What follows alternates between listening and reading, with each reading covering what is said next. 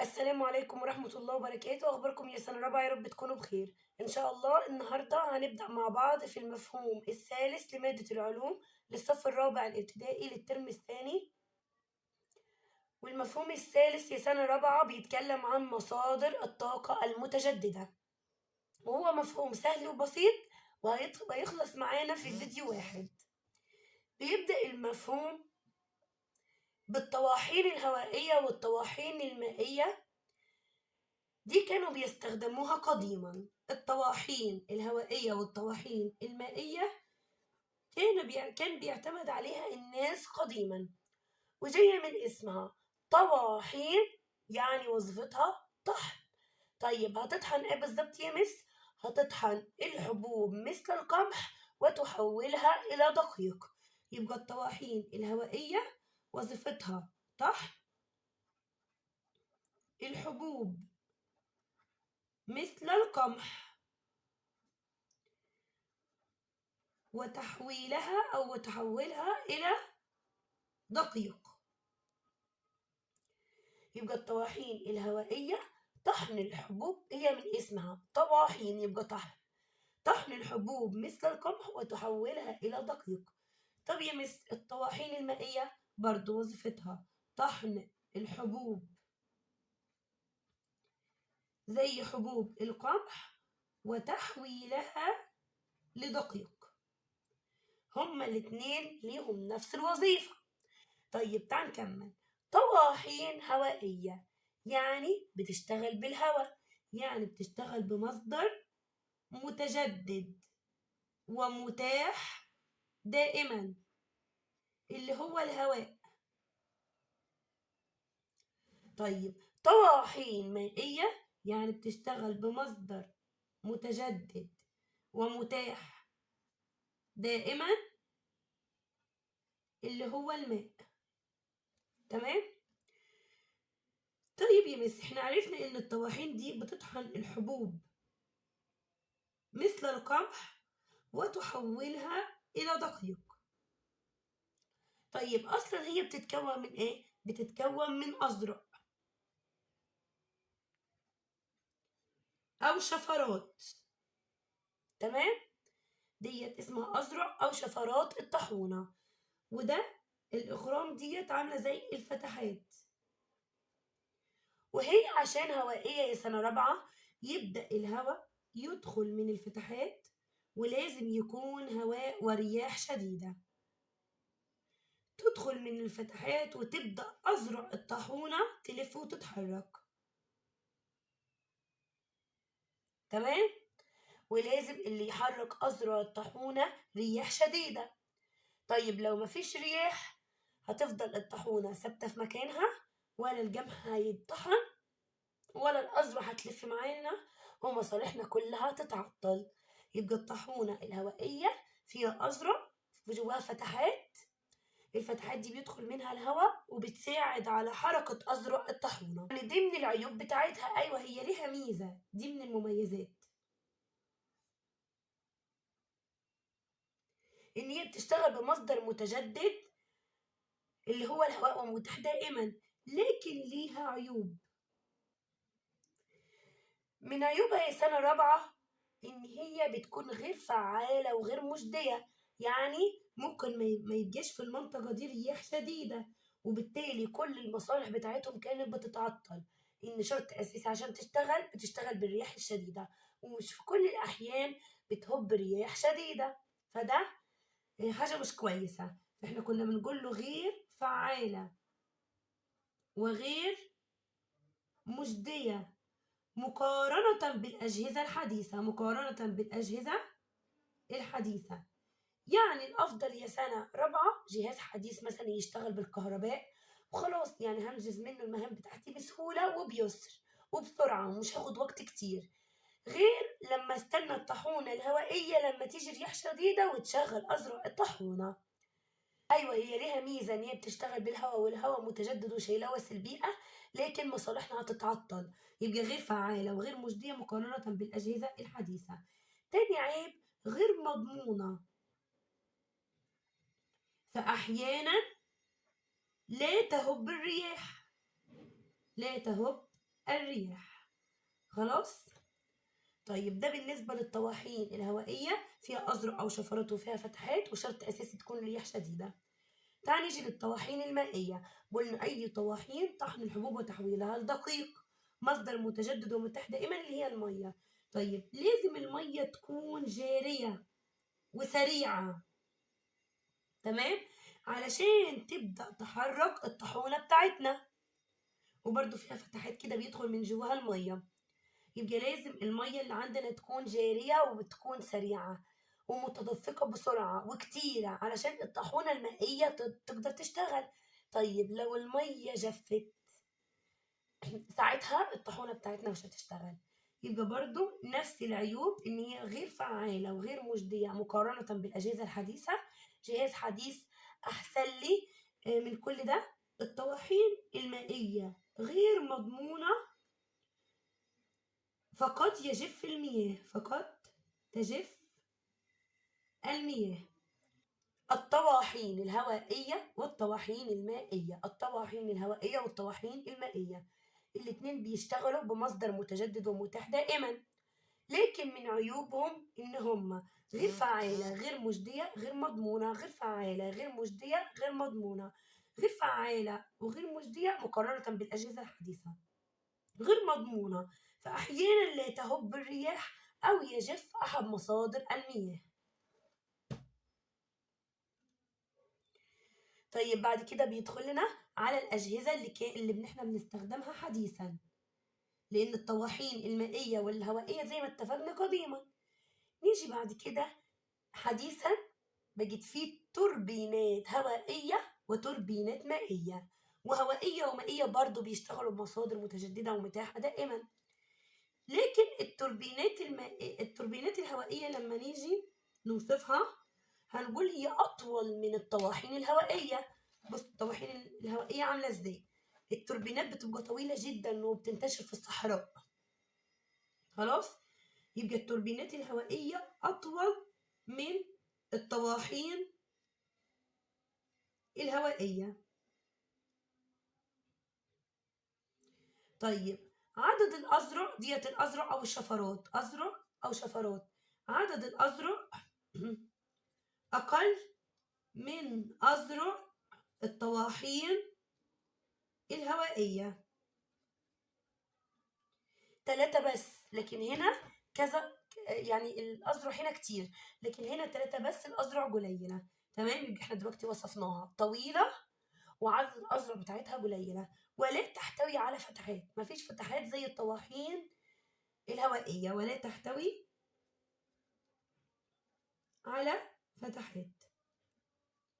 طبعا اللي يحرك الأذرع بتاعة الطاحونة لازم رياح شديدة تحرك أذرع الطاحونة ديت. طيب تحولات الطاقة فيها كأنك بترسم نظارة. عشان تكتب تحولات الطاقة صح كأنك بترسم نظارة.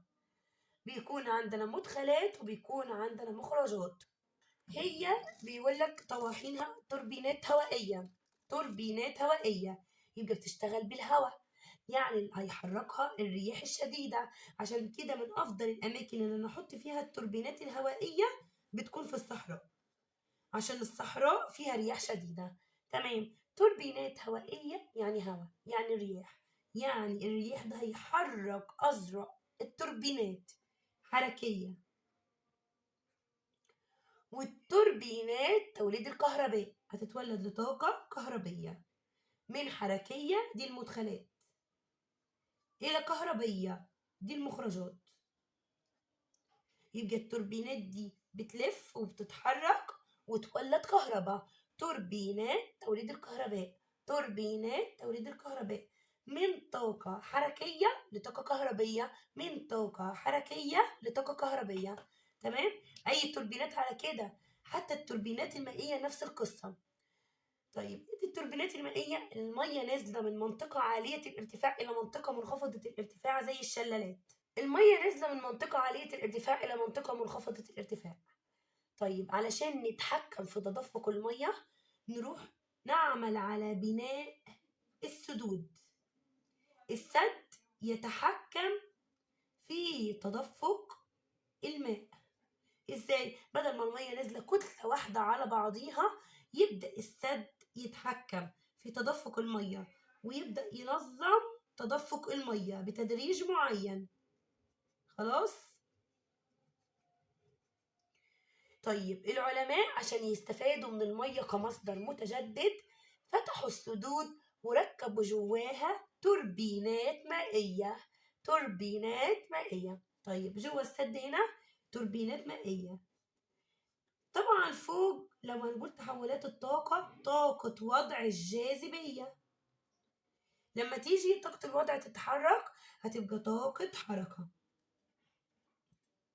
تعال نكمل، احنا بس بنقول كل حاجة بالتفصيل. فوق طاقة وضع الجاذبية، لأن اللي هيسحب المية قوة الجاذبية.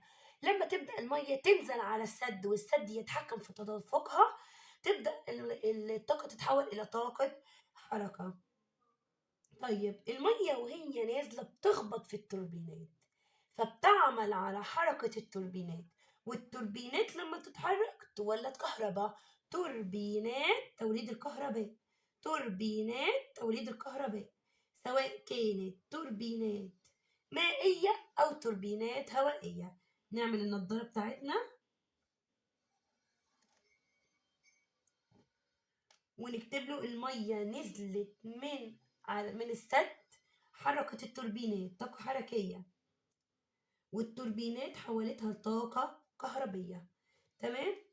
طب أنا دلوقتي قدرت أولد من المية اللي موجودة في السدود كهرباء، يبقى ديت اسمها طاقة كهرومائية. الطاقة الكهرومائية يتم الحصول عليها من السدود، لأن المية هتنزل على السد والسد في التوربينات، تبدأ الطاقة تتحول لطاقة كهربية، يبقى طاقة كهرومائية. أهمية ضوء الشمس في حياتنا، ومن ضوء الشمس هنبدأ نصنع حاجات كتير تفيدنا في حياتنا اليومية. أول حاجة ابتدى الإنسان بصنعها عشان يستفاد من ضوء الشمس، وهي الصوبة الزراعية. الصوبة الزراعية. دلوقتي يا سنة رابعة، لو أنا عندي محصول بيطلع في فصل الصيف، يعني بيحتاج لدرجة حرارة كتيرة، وأنا دلوقتي في فصل الشتاء وعايزة أزرع محصول صيفي، أروح أبدأ أصنع صوبة زراعية مصنوعة من الزجاج، وأحط الصوبة الزراعية دي في مكان تسقط عليه ضوء الشمس، فيبدأ الزجاج يدخل ضوء الشمس من الصوبة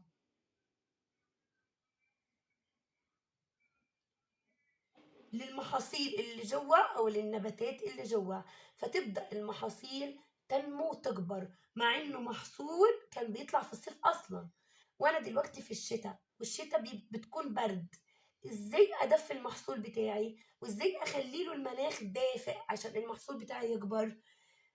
نجيب صوبة زراعية وتصنع من الزجاج، يبدأ الشمس يدخل من خلال الصوبة الزراعية من خلال الزجاج، ويدخل للنباتات أصلا اللي هي بتحتاج لدرجة حرارة في الصيف، أصلا هو محصول صيفي بس أنا زرعاه في فصل الشتاء.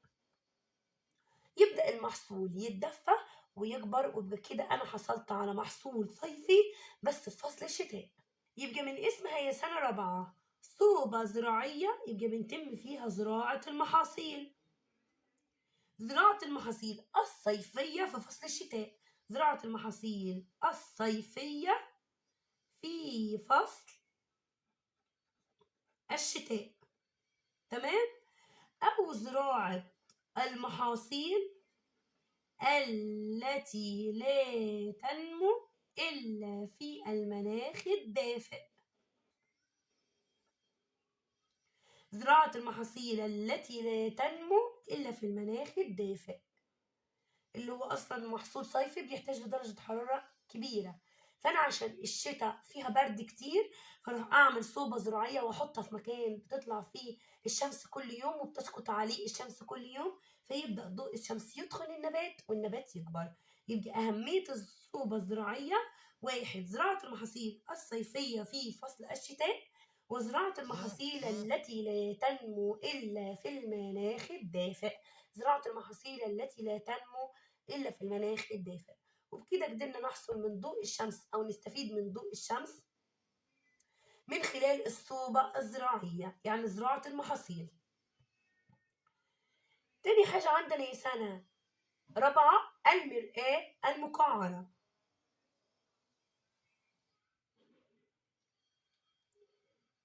المرآة المقعرة، مقعرة يعني جوينة لجوه، يعني عارف الحلة اللي عندنا والطاسة اللي ماما والصينية اللي ماما بتعمل فيها الكيك، عادي لو نزلنا ايدنا جواها نفس الحكاية. كلمة مقعرة تحسها كده عاملة زي الحلة لجوه، تمام. المهم ان المرآة المقعرة لما بيسقط ضوء الشمس عليها، طبعا احنا خدنا الترم الاول ودرسنا ان المرآة بتعكس الضوء، انعكاس الضوء. طيب ادي المرآة المقعرة، اول ما يبدأ ضوء الشمس ينزل عليها، ينزل تبدأ تعكس ضوء الشمس، تعكس ضوء الشمس، تعكس ضوء الشمس، وتجمع ضوء الشمس كله في نقطة واحدة. تجمع ضوء الشمس في نقطة واحدة مولدة حرارة شديدة. أنا لو حطيت ورقة هنا كده هتتحرك. طب يا مس لو حطيت أواني معدنية يعني حلة، والحلة دي فيها أكل أو فيها مية، المية هتغلي والأكل هيطيب، يبقى دي أواني معدنية. ليه يا مس هي الحلة هتسخن ليه أصلا؟ لأن المرآة المقعرة عكست كل الضوء في نقطة واحدة بس، هتيجي على الحلة اللي عندنا أو أواني المعدنية اللي عندنا تبدأ تسخن ونغلي بقى، تغلي المية اللي جواها وتطيب الأكل، تمام. يبقى المرآة المقعرة وظيفتها أو أهميتها تسخين الأواني المعدنية، تسخين الأواني المعدنية لطهي الطعام. نيجي يا سنة رابعة للسخان الشمسي.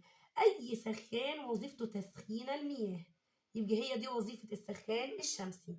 وعشان نكتب تحولات الطاقة فيه بنعمل نضارة، النضارة دي فيها المدخلات والمخرجات. سخان شمسي طاقة شمسية، وعشان هو سخان لطاقة حرارية يبقى المدخلات شمسية والمخرجات حرارية عشان هو سخان شمسي.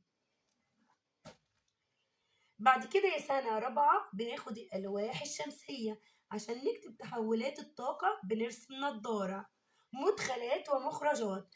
الألواح الشمسية يبقى من طاقة شمسية، والألواح اللي هي الخلايا الشمسية بنولد منها طاقة كهربية. أول أهمية خدناها للألواح الشمسية أو الخلايا الشمسية في المفهوم الأول كانت شحن الهاتف المحمول. تاني أهمية هناخدها بما إن بيطلع منها كهرباء يبقى تشغيل الأجهزة الكهربية. 3 بيطلع منها كهرباء تشغيل معدات الري التي يستخدمها الفلاح، تشغيل الآلات الحاسبة التي تكون مزودة بخلايا شمسية، تشغيل الآلات الحاسبة التي تكون مزودة بخلايا شمسية. 5 إنارة الشوارع والمنازل، إنارة الشوارع والمنازل لأن فيها طاقة كهربية، تمام. أشعة الشمس طاقة إشعاعية أو شمسية أو ضوئية أو حرارية.